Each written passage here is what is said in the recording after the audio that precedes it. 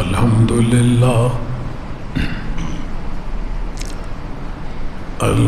لله نحمده ونستعينه ونستغفره ونؤمن به ونتوكل عليه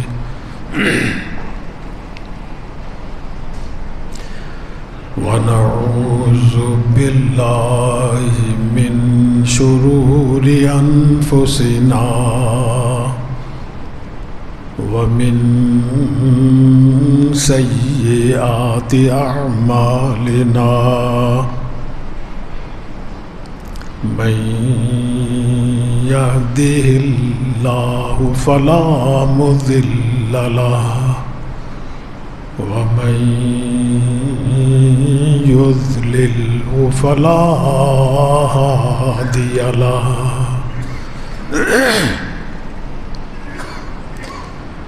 ونشهد أن لا إله إلا الله وحده لا شريك له ونشهد أن سيدنا ونبينا ومولانا محمدا عبده ورسوله صلى الله تعالى على خير خلقه محمد وآله وأصحابه أجمعين. أما بعد فقد قال النبي صلى الله عليه وسلم من صام رمضان ثم أتبعه ستا من شوال ثم أتبعه ستا من شوال كان كصيام الدهر أو كما قال النبي صلى الله عليه وسلم. صدق الله مولانا العظيم وصدق رسوله النبي الكريم ونحن على ذلك من الشاهدين والشاكرين والحمد لله رب العالمين.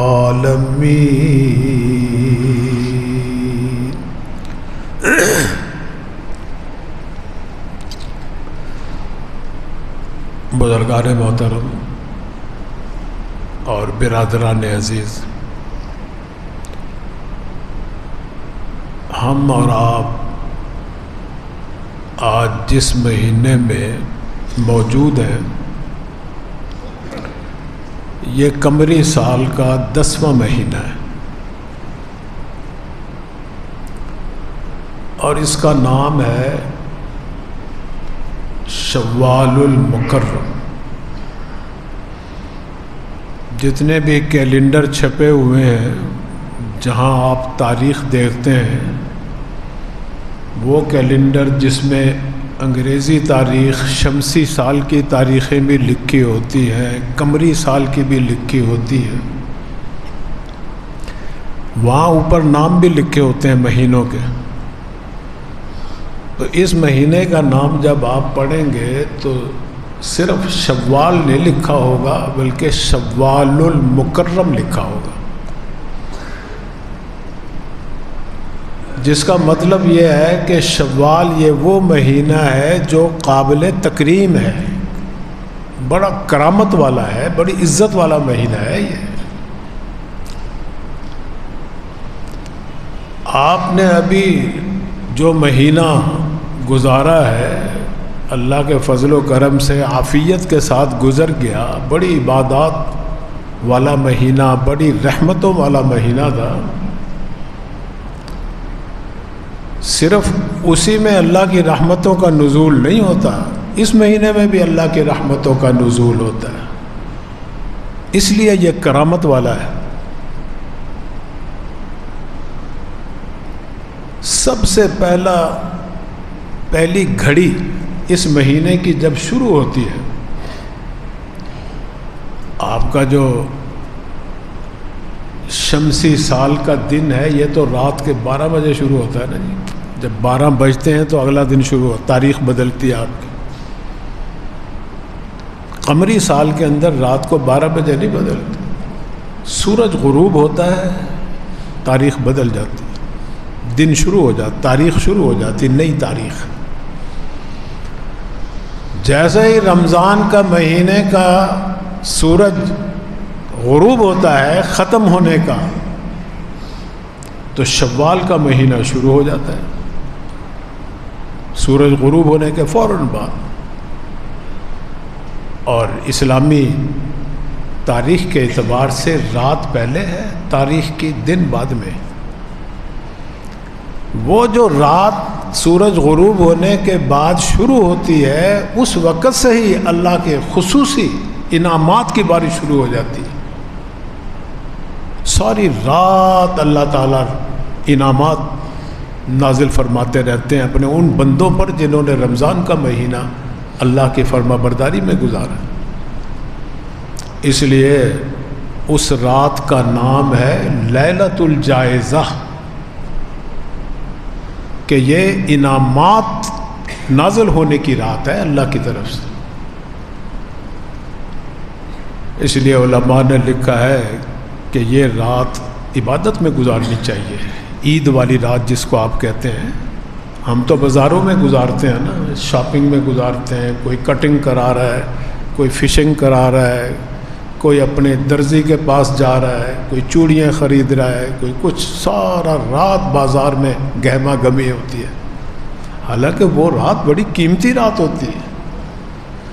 اس لیے معتکفین حضرات کو یہ مسئلہ بتلایا جاتا ہے جب ان کو دعا کروائی جاتی ہے کہ جاؤ گھروں میں چلے جاؤ ایک دفعہ، کیونکہ اعتکاف ختم ہو گیا آپ کا، بیوی بچوں کو ملاؤ، بہن بھائیوں کو ملاؤ، والدین کو ملاؤ، لیکن رات واپس یہاں گزارو آ کے۔ انعامات کی رات ہے یہ، ہم اس سے فائدہ نہیں اٹھاتے۔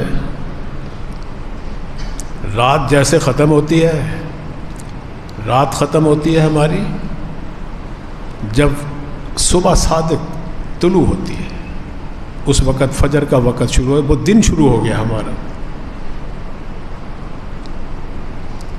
ایک مسئلہ یاد آ گیا، بعض لوگ عشاء کی نماز کسی وجہ سے اگر رہ جاتی ہے نا، سفر میں یا کسی گھر میں بھی کسی مصروفیت کی وجہ سے، تو جب رات کے 12 بجے تک کا تو وقت ختم ہو گیا نماز کا، لو جی اب تو نماز قضا پڑھنی پڑے گی عشاء کی۔ نہیں، عشاء کی نماز کا وقت فجر کے طلوع ہونے سے پہلے پہلے ہے۔ جس وقت آپ تہجد پڑھتے ہیں اس وقت بھی عشاء کی نماز پڑھ سکتے ہیں، وہ عشاء کی نماز کا ہی وقت ہے، قضا نہیں ہوگی، ادا ہی ہوگی۔ ہاں، یہ مستحب یہ ہے کہ جلدی پڑھنی چاہیے، تاخیر نہیں کرنی چاہیے کہ نصف رات سے بھی آپ اس کو لے جائیں، کسی مجبوری کی وجہ سے، کسی عذر کی وجہ سے کبھی کبھار ہو جائے تو کوئی حرج بھی نہیں، کوئی مضائقہ بھی نہیں، ادا کرو گے تو وہ ادا ہی ہوگی، قضا نہیں ہوگی۔ ہاں، جب فجر کا وقت شروع ہو گیا، اب اگر عشاء کی نماز ادا کرو گے وہ قضا ہوگی۔ تو عشاء کی نماز کا وقت ہے، جیسے ہی مغرب کی نماز کا وقت ختم ہوتا ہے، عشاء کی نماز کا وقت شروع ہو جاتا ہے، اور وہ ساری رات عشاء کی نماز کا وقت رہتا ہے، صبح صادق کے طلوع ہونے سے پہلے پہلے۔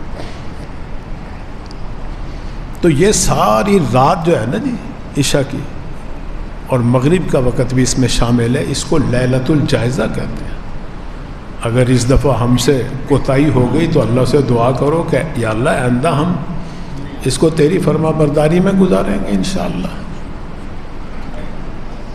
پھر اگلا دن جو آتا ہے عید کا دن، جس کو آپ کہتے ہیں میٹھی عید کا دن، یہ اللہ تعالیٰ کے نبی نے فرمایا ہے یہ یوم الجائزہ ہے، پھر بھی انعام بند نہیں ہوتے، انعام پھر بھی جاری، ساری رات اللہ کی طرف سے انعامات، اور ندا دی جاتی ہے، صدا دی جاتی ہے، اعلان کیا جاتا ہے آؤ ہمارے پاس، آؤ بخشش کروا لو، مغفرت کروا لو، صحت، تندرستی، رزق، عزت، جو نعمت بھی مانگو گے ہم دیں گے۔ رات چلو گزر گئی، نافرمانیوں میں گزر گئی، کوتاہیوں میں گزر گئی، سونے میں گزر گئی، چلو اللہ میاں دن کو مہلت دے رہے ہیں کہ یہ جو عید کا دن آ رہا ہے یہ بھی انعامات کا دن ہے، یوم الجائزہ، اس کا نام ہے یوم کا معنی دن، جائزہ کا معنی انعام، تنخواہ، مزدوری، اجرت، صلہ، سب معنی ہیں اس کے، اللہ سے لینے کا دن ہے۔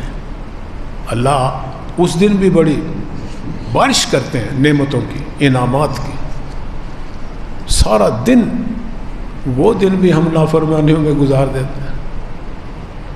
ہماری مثال تو ایسے ہے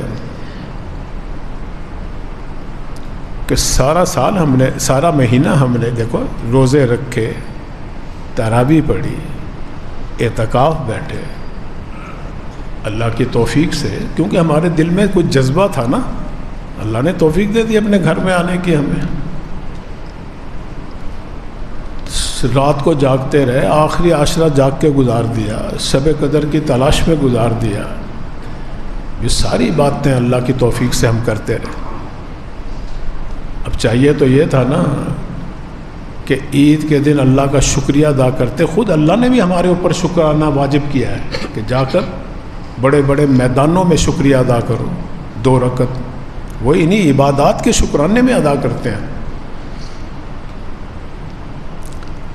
اور ہم نے وہ سارا دن اس طرح گزار دیا۔ وہ ایک مثال یاد آ رہی ہے، ایک شخص کے پاس گھوڑا تھا، گھوڑا سواری کا، بہت اچھے، بڑی صفات تھی اس کے اندر، ایک برائی بھی تھی اس میں، بد عادت بھی تھی اس کی کہ وہ سفر کے دوران جب لید کرتا تھا نا، پیچھے مڑ کے دیکھ کے سونگ کے پھر آگے شروع ہو جاتا تھا۔ اس طرح اسے جو 1 گھنٹے کا سفر تھا 2 گھنٹے لگ جاتے تھے، جہاں وہ لید کرتا تھا پیچھے مڑ کے دیکھتا تھا، سونگتا تھا، تسلی کر کے پھر آگے سفر شروع کرتا تھا بڑا تیز رفتار۔ اب وہ ایک دن سفر کا اسے موقع ملا، سفر پہ جا رہا تھا، اس کے ساتھ پیچھے پیچھے ایک اس کا اور بھی مسافر گھوڑے پہ ہی سفر کرتا ہوا آ رہا تھا۔ تو اس شخص نے کہا کہ لو بھی آج تو میرا سفر جلدی طے ہو جائے گا، کیونکہ میں اس سے کہوں گا کہ جیسے ہی یہ لید کرے اور پیچھے مڑ کے دیکھے نا، تم ایک ہنٹر لگا دیا کرو، یہ ڈر کے مارے پھر آگے سفر شروع رکھ، پیچھے نہیں دیکھے گا مڑ کے۔ اس نے کہا کوئی بات نہیں، میں بھی تو تمہارے ساتھ ہی آ رہا ہوں پیچھے پیچھے، جب ایسا کرے گا تو میرے پاس ہنٹر تو ہے، ایک لگاؤں گا، اس کی پشت پہ بھاگے گا آگے۔ چل پڑے، سفر کر رہے ہیں۔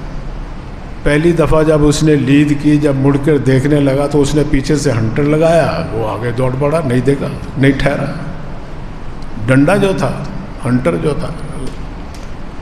پھر آگے کوئی آدھے گھنٹے کے بعد لید کری، پھر حسب عادت اپنی مزاج کے مطابق جب دوبارہ پھر پیچھے دیکھنے لگا، اس نے پھر ہنٹر لہرایا، پھر آگے، پھر دوڑ پڑا۔ وہ سمجھ گیا بھی یہ تو ہنٹر، پیچھے ہنٹر والی طاقت آ رہی ہے، اب آگے ہی چلتے رہو، چلتے رہا، چلتے رہا، چلتے رہا۔ لید کرتا تھا، نہیں پیچھے مڑ کے دیکھتا تھا، آگے۔ اب آگے جب منزل، اس کی منزل شمال کی جانب تھی، اس کی منزل دوسری جانب تھی، اس نے ادھر کو جانا تھا، اس نے ادھر کو جانا تھا۔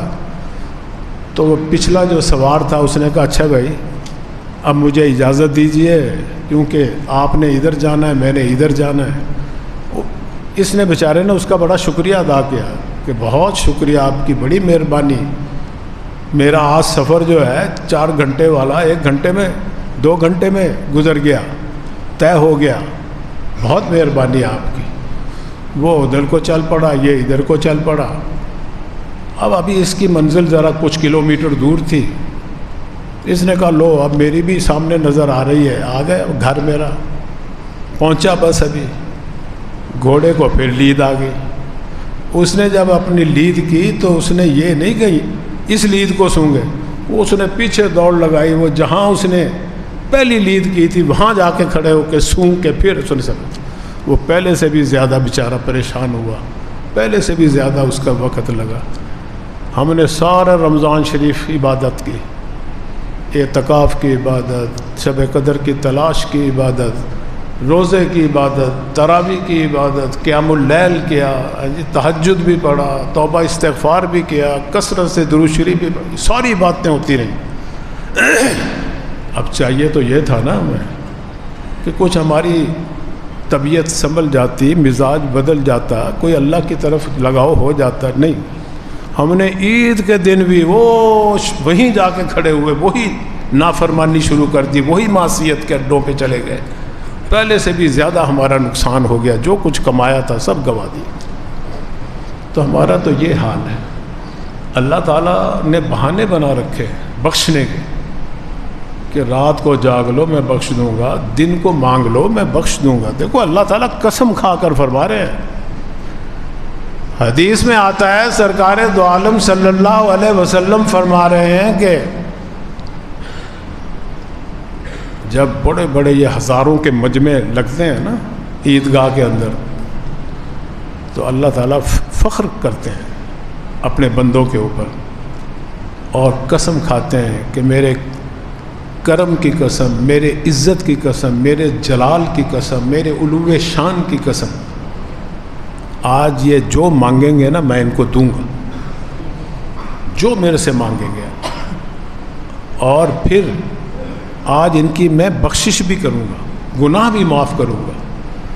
فرشتوں کو گواہ بناتے ہیں کہ سن لو، صرف میں ان کے گناہ نہیں معاف کروں گا بلکہ جتنے ان کے گناہ ہیں نا ان کی جگہ اتنی نیکیاں بھی میں دوں گا، ان کو گناہوں کو نیکیوں میں بدل دوں گا۔ ایسا کریم، ایسا سخی کوئی نہیں ہے۔ اور پھر اللہ کی طرف سے اعلان کیا جاتا جاؤ اپنے گھروں میں بخشے بخشائے ہو تو۔ حضور فرماتے ہیں فَيَرْجِعُونَ مَغْفُورًا لَهُمْ، کہ یہ سارا مجمع جب واپس لوٹتا ہے نا گناہوں سے بخشا ہوا ہوتا ہے اپنے گھر میں، لیکن ہم گھر جا کے پھر وہی گھوڑے کی مثال ہے ہماری، پھر وہاں جا کے کھڑے ہوں گے، دوستوں کو بھی ساتھ بلا لیں گے یا اپنی فیملی کو ساتھ لے جائیں گے، ہسپتال بھرے کے بھرے بھر گئے، عید والے دن، اگلے دن، دوسرے دن، کسی کا بازو ٹوٹا ہوا ہے، کسی کا پاؤں ٹوٹا ہوا ہے، کسی کی ٹانگ ٹوٹ گئی، کسی کا سر پھٹا ہوا ہے، ماں باپ پریشان بیچارے۔ تو یہ حال ہے ہمارا نئی نسل کا، خود ہمارا بھی اپنا یہ حال ہے، گناہوں سے ہم بھر جاتے ہیں، جو کمایا ہوتا ہے سارا۔ اللہ تعالیٰ کا جو ہے نا عادت مبارکہ وہ ہے بہانہ جوید، بہانہ جوید، یہ فارسی کا جملہ ہے، اللہ والوں کا کہا ہوا ہے حدیث و قرآن و حدیث کی روشنی میں، کہ اللہ تعالیٰ جو ہے اپنے بندے سے بہانہ جوید، بہانہ جوید، بہا کا معنی بہت سارا۔ اللہ یہ نہیں کہتے میرے پاس بہت سارے نیکیوں کے ڈھیر لے کر آؤ، اللہ تعالیٰ تو تمہیں کہتے ہیں کوئی نیکی کر لو، میں بس بہانا چاہتا ہوں کہ اس سے بخش دوں تمہیں اس نیکی کے صدقے۔ بہت ساری مثالیں اللہ تعالیٰ بہانے سے بخش دیتے ہیں اپنے بندوں کو۔ تو بھائی ایک تو یہ مہینے کی عظمت کی جو نشانی ہے وہ رات سے شروع ہو جاتی ہے، اس کی فضیلت، اس کی برکت، اس کی رحمتوں کا نزول، اور پھر دن بھر رہتی ہے، پھر صرف دن رات نہیں، پورا مہینہ قابل تکریم ہے، یہ پورا مہینہ. اس لیے کہ اس حدیث میں جس عبادت کی طرف متوجہ کیا جا رہا ہے نا، وہ صرف 1-2 دن یا 6 دن کے لیے نہیں، پورے مہینے کے لیے. خود اللہ کے نبی فرما رہے ہیں، فرمایا کہ من صام رمضان ثم اتبعہ 6 من شوال کان کصیام الدہر او کما قال. اس میں پورے مہینے کا، شوال کے پورے مہینے کا ذکر.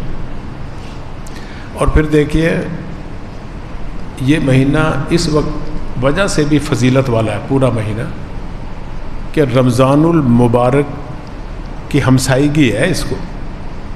یعنی ہمسائیگی کا بڑا اثر ہوتا ہے. تمہارے ہمسائے ہیں، ہر آدمی کے گھر کے ساتھ کوئی نہ کوئی ہمسایہ ہے. اچھا ہمسایہ ہے تو دل خوش رہتا ہے، سکون رہتا ہے کہ بڑا اچھا ہمسایہ، نیک ہمسایہ، نہیں لڑتا نہیں جھگڑتا. اور کئی ہمسائے برے ہوتے ہیں، اس کی برائی کا اثر ہوتا ہے، طبیعت منقبض ہو جاتی ہے، دماغ پہ اثر ہوتا ہے، ٹینشن، ڈپریشن، ہر وقت دل ناخوش رہتا ہے کہ کوئی کبھی گالی دے رہا ہے، کبھی تکلیف پہنچا رہا ہے، کبھی کوڑا ڈال رہا ہے، کبھی پانی ڈال رہا ہے، کبھی کچھ. تو یہ ہمسائے کا بڑا اثر ہوتا ہے. شوال المکرم کے مہینے کا ہمسایہ ہے رمضان المبارک کا مہینہ. اور رمضان المبارک کا مہینہ وہ مہینہ ہے جس پر اللہ کی رحمتوں، خصوصی رحمتوں کا نزول ہوتا ہے. خصوصی، عمومی رحمتیں تو اس مہینے میں بھی اللہ کے آ رہی ہیں، ہر مہینے میں، لیکن رمضان میں جو ہے نا وہ رحمت خاصہ کا مہینہ ہے، اس کا اثر اس مہینے پر بھی ہے.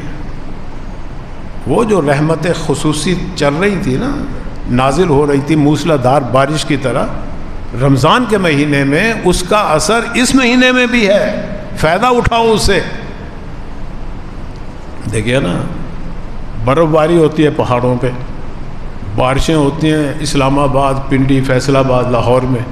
ٹھنڈک اس کی ہمیں حاصل پور میں، چشتیاں میں محسوس ہوتی ہے. ہم کہتے ہیں کہ کہیں بارش ہوئی ہے ارد گرد، کہیں آج ٹھنڈی ہوا چل رہی ہے، آج رات ٹھنڈی ہو گئی جی، آج دن میں گرمی کم ہو گئی ہے. کیوں؟ بارش ہوئی ہے، کہیں یالہ باری ہوئی ہے، کہیں برف باری ہوئی ہے. اثر ہوتا ہے کہ نہیں؟ رحمت خاصہ کی برف باری، یالہ باری، رحمتوں کا نزول تو رمضان کے مہینے، اثر اس مہینے میں وہ آ رہا ہے. اس کے مہینے فائدہ اٹھاؤ. ایک واقعہ یاد آ گیا. قطب الاقطاب اپنے دور کے بڑے بزرگ تھے، وہ صاحب کشف و کرامات تھے. اللہ نے کشف کی صلاحیت بھی دی تھی اور صاحب کرامات تھے. حضرت مولانا رشید احمد صاحب گنگوہی رحمۃ اللہ علیہ، گنگو میں ان کا مزار ہے. ان کا واقعہ لکھا ہے کہ عصر سے لے کے نا مغرب تک ایک محفل لگتی تھی، مجلس. اس میں لوگ اپنے خانقاہی سسٹم تھا، ان کی خانقاہ بھی تھی، اب بھی ہے خانقاہ ان کے گنگو میں. تو لوگ اپنے مسائل پیش کرتے تھے، کوئی مسئلہ پوچھتے تھے. اجازت تھی ان کو بھی اس وقت آ کے جس کسی کی کوئی پریشانی ہے وہ پیش کرے. آپ حل بتاتے تھے، کوئی دعا بتاتے تھے، کوئی عمل بتاتے تھے. محفل لگی ہوئی ہے، مجلس لگی ہوئی ہے. دور تھا، یہ بجلی نہیں تھی اس وقت، ہاتھ کے دستی پنکھے ہوتے تھے. گرمی کے موسم میں وہی دستی پنکھوں سے ہی ہوا لی جاتی تھی، گرمی دور کی جاتی تھی. اور مجلس کے لیے بڑے بڑے پنکھے ہوتے تھے، بڑے بڑے. ایک آدمی کھڑا ہو کے وہ ساری محفل کو ہوا کرتا تھا، پنکھا جھولتا تھا. تو ایک آدمی کھڑا ہو کے پنکھا بھی جھول رہا تھا، باقی لوگ بیٹھے ہوئے حضرت کے پاس اپنے مسئلے مسائل ڈسکس کر رہے تھے. ایک شخص نے کہا، حضرت یہ جو لوگ وصیت کر جاتے ہیں کہ میں اگر مر جاؤں تو مجھے فلاں قبرستان میں دفن کرنا، فلاں بزرگ کے قدموں میں دفن کرنا، آیا اس وصیت کا اسے کچھ اثر ہوگا؟ تو حضرت نے سن کے جواب دیا کہ یہ شخص جو پنکھا جھول رہا ہے، کس کو جھول رہا ہے؟ کہہ رہا ہے حضرت آپ کو جھوڑ رہا ہے. کہتا ہے اس کی ہوا تمہیں بھی پہنچ رہی کہ نہیں؟ کہہ رہے ہاں ہوا تو ہمیں بھی پہنچ رہی ہے. تو فرمانے لگے بس اسی طرح اللہ کی رحمتوں کا نزول تو ہوتا ہے اس ولی اللہ پہ، اس بزرگ پر، اللہ کے اس بندے پر جس کا اللہ کے ساتھ بڑا قرب تھا، لیکن اس کے ذریعے نا پھر ارد گرد والوں کو بھی ٹھنڈک پہنچتی ہے، اس رحمت کی ہوا پہنچتی ہے. تو فائدہ تو ہوا نا نیک لوگوں کی صحبت میں بیٹھنے کا، جس طرح زندگی میں فائدہ ہے مرنے کے بعد بھی اللہ کی رحمت کا ان کو فائدہ پہنچتا ہے، اس طرح فیض پہنچتا ہے ان کو. تو عرض میں یہ کر رہا تھا رمضان المبارک کے مہینے میں رحمت الہیہ کی جو خصوصی تجلیات کا نزول ہوتا تھا اور سارا مہینہ موسلا دھار بارش کی طرح ہوتا رہا، اس کا اثر اس مہینے پہ بھی پڑ رہا ہے. اس لیے یہ نہ سمجھو کہ بس اب رحمت سے ہم محروم ہو گئے، نہیں، اب آپ آج بھی دن کو قیمتی بنا سکتے ہو، رات کو بھی قیمتی بنا سکتے ہو. وہ جو لیلۃ القدر والی آخری عشرے میں تم ساری رات عشرہ جاگ کر گزارتے تھے اور تلاش کر رہے تھے، وہ آج بھی آپ کو مل سکتی ہے. وہ کسی نے پوچھا نا اپنے شیخ سے کہ یہ شب قدر کی کیا نشانی ہے، کیسے تلاش کریں، کیسے ملے گی ہم سمجھیں کہ آج شب قدر ہے اور ہم پھر عبادت کریں اس شب قدر کی نیت سے. اللہ تعالی ہمیں 83 سال سے بھی زیادہ، 1000 مہینوں سے بھی زیادہ کی ثواب عطا فرمائے. انہوں نے بڑا اچھا جواب دیا، فرمایا کہ اے خواجہ چے پرسی از شب قدر نشانی، اے میرے سردار، اے میرے آقا، اے میرے شیخ، اے میرے مرشد، شب قدر کی کیا نشانی ہے؟ فرمایا کہ اے خواجہ چے پرسی از شب قدر نشانی، اے خواجہ چے پرسی از شب قدر نشانی، ہر شب شب قدر رست اگر قدر بدانی. ہر رات تم شب قدر بنا سکتے ہو اگر تم اسے لیلۃ القدر سمجھ کے اللہ کی عبادت کرو، اللہ سے تعلق جوڑو، تو وہ رات بھی تمہیں، جس رات میں اللہ راضی ہو جائے وہ شب قدر ہے سمجھو تمہاری. اور جب اللہ راضی ہو جائے گا تو پھر سب کچھ مل جائے گا، بخشش بھی ہو جائے گی، مغفرت بھی ہو جائے گی، جنت بھی مل جائے گی. رضا سے تو ہے سارا کچھ. تو بہرحال اس مہینے سے بھی فائدہ اٹھانا ہے ہم نے، اس کو ہم نے ضائع نہیں کرنا.